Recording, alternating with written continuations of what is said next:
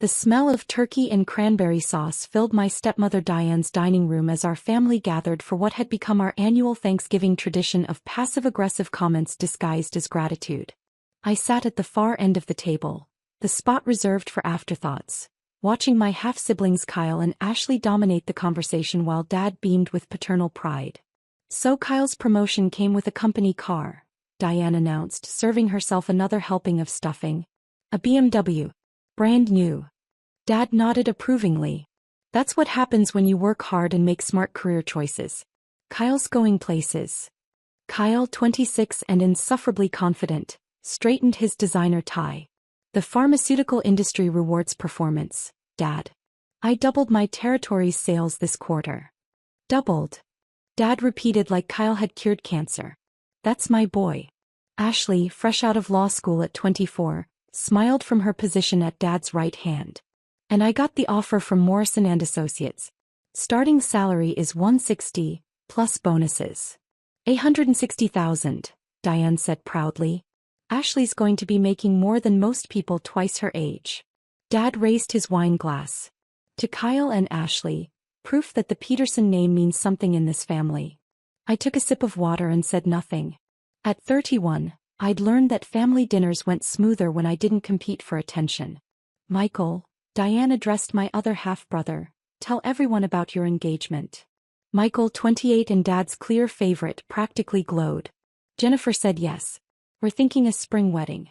Her family owns hotels, so we'll probably have it at one of their properties." "Hotels?" Dad's eyes lit up. "Which chain?" "Meridian Hospitality Group. 12 properties across the West Coast." Dad whistled appreciatively. "You're marrying into serious money, son. Good choice." The conversation continued around me like I wasn't there. Kyle's promotion. Ashley's law firm. Michael's wealthy fiancé. Each achievement praised and celebrated while I sat quietly eating turkey and counting the minutes until I could politely escape.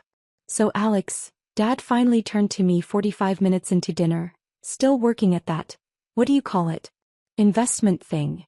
"I manage portfolios," I said simply. "Right." He said it dismissively, like portfolio management was barely a step above unemployment. "Making decent money at it?" "I do fine." Kyle laughed. "Define fine." "Because Ashley's starting salary is probably more than you make in 2 years." "Kyle," I said calmly, "I'm happy for Ashley's success." "That's not an answer," Ashley pointed out. "How much do you actually make?" The table went quiet, waiting for my response. This was their favorite game, cornering me into admitting my financial inferiority so they could feel better about themselves. "I make enough," I said. "Enough for what?" Diane pressed. "You live in that studio apartment, you drive a car older than Ashley, you never go on vacation. That doesn't sound like enough to me." Dad set down his fork. "Alex, we're family. We're concerned about you." "Concerned about what?" "About your future. About your complete lack of ambition." His voice was getting that edge it always got when he was building up to a lecture. "Look at your siblings. Kyle's climbing the corporate ladder. Ashley's starting a legal career. Michael's getting married and building a life. And I'm managing investment portfolios. For other people," Dad said dismissively. "You're making other people rich while you stay poor. Where's your house? Where's your career advancement? Where's your plan for retirement?" The questions hit like punches. Dad had a talent for finding exactly the right words to make me feel small. "I have plans," I said quietly. "What plans?" Ashley demanded. "Because from where we're sitting, it looks like you're treading water while the rest of us swim to shore." Kyle nodded. "Alex, you're 31. Most people have their lives figured out by now. I do have my life figured out." "Really?" Dad's voice was getting louder. "Because I don't see any evidence of that. I see a grown woman living like a college student, working a dead-end job with no prospects for improvement." Diane jumped in. "We're not trying to be mean, Alex. We're trying to help you see reality." "What reality?" "That you're wasting your potential," Dad said bluntly. "You're smart. You could do more with your life if you stopped making excuses and started making efforts." The familiar shame washed over me. No matter how successful I became in my own sphere, family dinners always reduced me to feeling like a disappointing teenager. Maybe Dad continued, it's time to consider what you're actually worth to this family. The room went dead silent. Excuse me, I said. Dad looked around the table, gathering support from his audience. I'm just saying, Kyle brings success stories. Ashley brings achievement. Michael brings strategic family connections. You bring, what exactly? My heart started pounding. I bring myself. And that's not enough anymore. Dad's voice was cold, final. Alex, you're not worth my time. You're not worth any of our time. We're trying to build something here. A family legacy of success and achievement. You're dead weight. The silence stretched out painfully. Maybe, he continued, instead of focusing on you, we should focus on our real children. The ones who are actually contributing something meaningful. His real children. The words echoed in my head. I understand, I said quietly, standing up from the table. Where are you going? Diane asked. Home. Dad made it clear I'm not welcome here. Alex, don't be dramatic, Kyle said. Dad's just trying to motivate you. By telling me I'm not worth his time? By telling you the truth, Ashley said. Maybe it's what you need to hear. I looked around the table one last time. Dad was already turning his attention back to Kyle's promotion story. Diane was clearing my barely touched plate. The Golden children were resuming their performance of perfect family harmony. You're right, I said. I needed to hear the truth. I drove home to my studio apartment.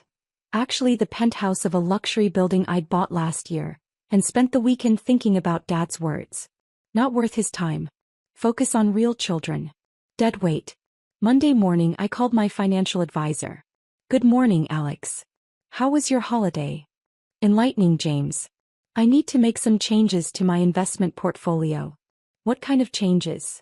I want to withdraw all investments from Peterson Pension Fund.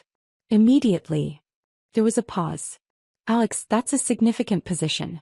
Are you sure? The fund has been performing well. I'm sure. Liquidate everything. Can I ask why? This seems sudden. Personal reasons. How quickly can it be done? Given the size of your holdings, it'll take about 24 hours to process. But Alex, this represents nearly 40% of your liquid investments. We're talking about. I know exactly what we're talking about. Process the withdrawal. Understood. I'll have the paperwork ready by tomorrow morning. Tuesday morning my phone started ringing at 7:15 a.m. Alex. Dad's voice was panicked. Alex, I need to talk to you. Good morning, Dad. Something's wrong with my pension account.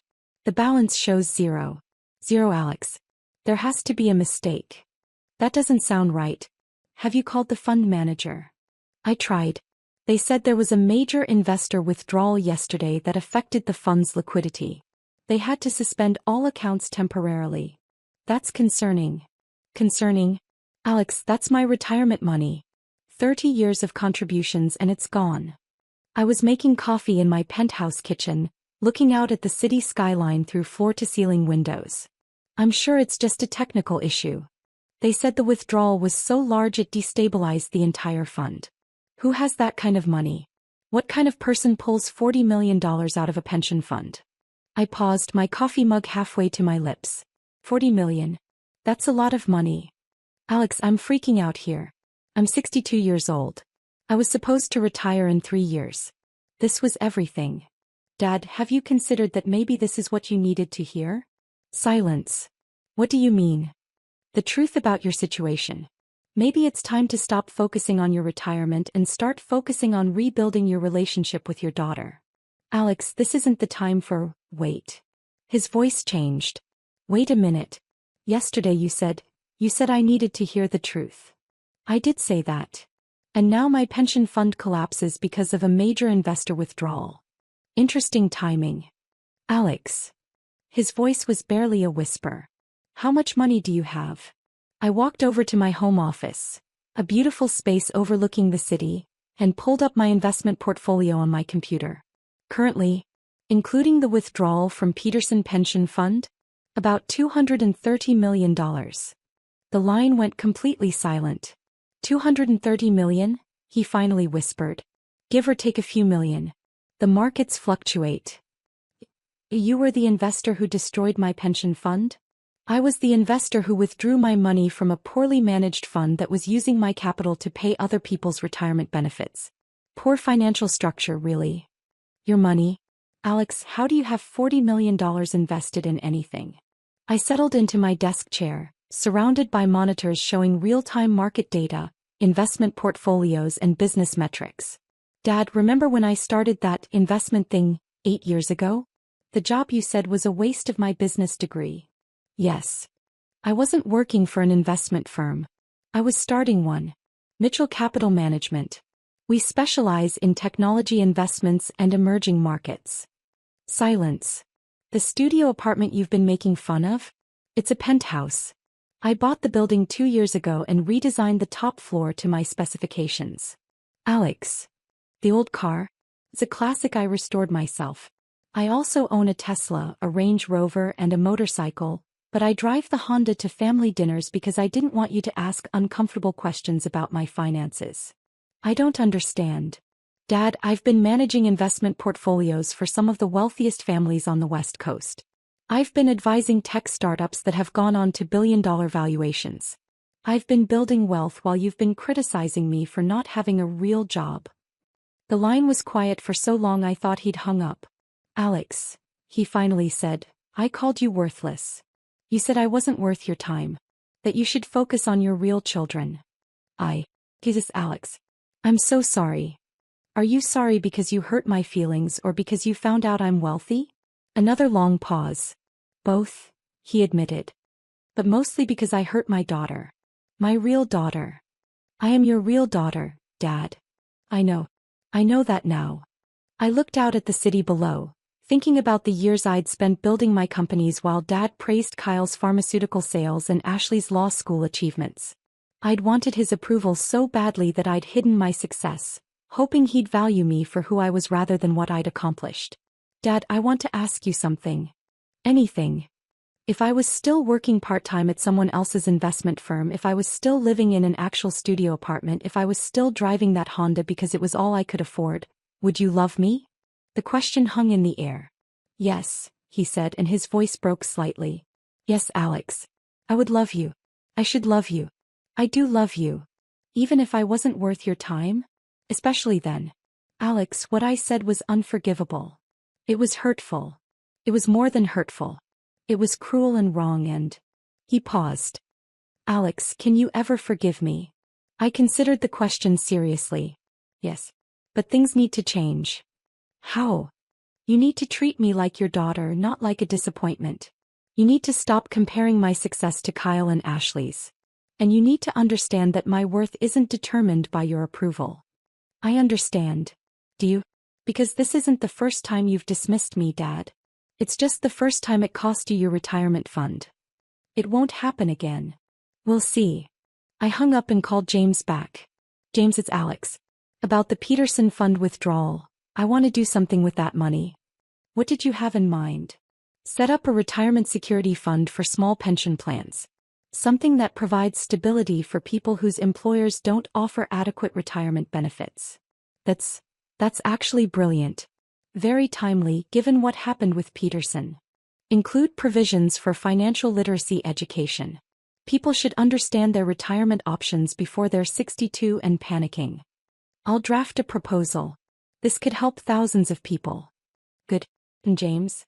Make sure my father is eligible for the program when we launch. Of course. 3 hours later, Kyle called. Alex, what did you do to Dad? What do you mean? He's been crying on the phone with Mom for an hour. Something about his pension and apologizing to you. Mom's freaking out. Dad and I had a conversation about respect. Alex, his retirement account is gone. Gone. 30 years of savings and it's all gone. Kyle, I know you care about Dad, but this is between him and me. No, it's between him and whoever destroyed his pension fund. Alex, we need to help him. Family sticks together. The irony was striking. Family sticks together? Yes. Dad made a mistake, but he's still our father. We can't let him lose everything. Kyle, where was this family solidarity on Thursday when Dad told me I wasn't worth his time? Silence. Where was it when he said I wasn't his real daughter? Alex, he didn't mean that. He said it in front of the entire family. Nobody defended me. Nobody told him he was wrong. You all just sat there while he told me I was worthless.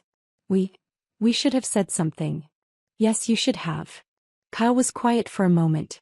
Alex, what can we do to fix this? You can start by apologizing. All of you. I'm sorry. We're all sorry. And you can accept that I might have resources none of you know about. What do you mean? I mean, maybe the family failure isn't actually failing. Ashley called that evening. Alex, Kyle told me about Dad's pension. This is horrible. It is unfortunate. Alex, we need to help him. I know you don't make much, but maybe we could all chip in. Ashley, stop. Stop what? Stop assuming you know what I make. Stop assuming I need your help to help Dad. I'm just trying to. You're trying to manage a situation you don't understand. My phone beeped with an incoming call. I glanced at the caller ID. Dad. Ashley, I need to take this call. Alex. Dad's voice was shaky. I've been thinking about our conversation. And? You asked if I'd love you even if you were struggling financially. I did. The answer is yes. Absolutely yes. Rich or poor, successful or struggling, you're my daughter and I love you. Thank you for saying that. But Alex, I need to ask, did you have something to do with what happened to my pension? I looked around my penthouse office with its bank of monitors showing my various investments and business ventures. On one screen, I could see the Peterson Pension Fund statement showing my withdrawal. On another, the preliminary plans for the retirement security fund that would replace it. Dad, what would you say if I told you I had the power to fix your pension problem? I'd say that's impossible. We're talking about $40 million. What if it wasn't impossible? Long pause. Alex, how much money do you actually have? I pulled up my net worth statement on the computer. Currently, about $260 million. The line went dead. I waited 30 seconds, then called him back. Dad? Are you there? 260 million? His voice was barely audible. Plus or minus. I stopped counting exactly at the $250 million mark. Alex, how? I started Mitchell Capital Management 8 years ago with $50,000 I'd saved. I focused on technology investments, particularly companies developing financial software. I got lucky with a few early-stage investments that went very well. How well? One company I invested $100,000 in went public last year. My stake is now worth $47 million. Silence. Dad, the Peterson Pension Fund wasn't destroyed. It was restructured. I withdrew my investment because the fund was poorly managed and using high-value investors like me to subsidize smaller accounts. It wasn't sustainable. You were keeping the whole fund afloat? Essentially. My investment represented 60% of their total assets under management. Jesus. But here's the good news. I'm launching a new retirement security fund specifically for people in your situation. Better management, lower fees, more transparency. Alex, I don't understand any of this. You don't need to understand it, Dad. You just need to know that I'm taking care of it. You're taking care of my retirement? I'm taking care of my father's retirement. Because despite what you said on Thursday, you are my father and I love you. I could hear him crying on the other end of the line. Alex, I'm so sorry. What I said was unforgivable. It was hurtful. But not unforgivable. How can you not hate me? Because hating you wouldn't accomplish anything productive. Building a better retirement fund for you and people like you? That accomplishes something. I don't deserve this. No, you don't. But I'm doing it anyway. We talked for another hour. I explained my businesses, my investments, my plans for the retirement fund. I told him about the technology companies I'd helped launch, the startups I'd advised, the portfolio management strategies that had made me wealthy before I was 30. Most importantly, I told him why I'd hidden it all. I wanted to know if you'd love me without knowing my net worth. I wanted to know if you'd be proud of me as a person, not just as a success story. And I failed that test. Spectacularly. Can I retake it? Yes. But Dad, no more comparing me to Kyle and Ashley. No more assumptions about my financial situation. And no more suggesting I'm not worth your time. Never again. I promise. Good. Because you're going to want me around for Sunday dinners. Why? Because I bought a house in your neighborhood last month. I'm moving in next week. You bought a house. I bought the house next door to yours. I figured it was time to be closer to family. The Morrison estate? Alex, that place sold for 3.7 million. 3.9 actually. But it has good bones. Dad started laughing, real laughter, not the nervous kind. What's funny? I've been lecturing you about real estate investment while you've been buying mansions next door. Not a mansion. Just a house with good schools nearby. I'm thinking about adopting. Adopting? A child, Dad. Your grandchild. I've been working with an agency for 6 months. The line went quiet again. I'm going to be a grandfather? If the adoption goes through, yes. I wanted to tell you at Thanksgiving, but I was too busy telling you weren't worth my time. Yeah. Alex, I'm the worst father in history. You're not the worst. He's human. Humans make mistakes. How do I fix this? Start by showing up. When I move into the new house, help me paint the nursery. When the adoption goes through, help me figure out how to be a parent. Be excited about your grandchild instead of worried about my net worth. I can do that. And Dad? Yes. Sunday dinners at my place from now on. I'm a better cook than Diane. He laughed. Deal.